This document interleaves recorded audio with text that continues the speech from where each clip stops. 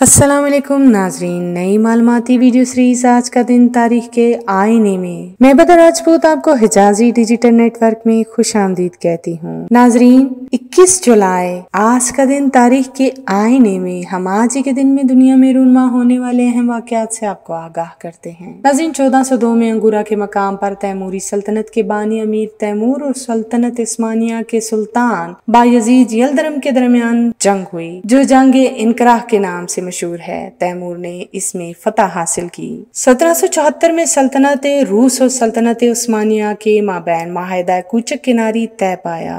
1884 में पहला test match Lord's में खेला गया।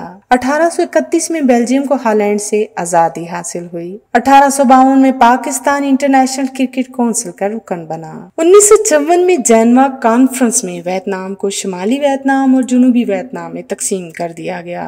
1965 में पाकिस्तान, तुर्की और ईरान ने इलाकाई इश्तराकी मायदे पर दस्तखत किए।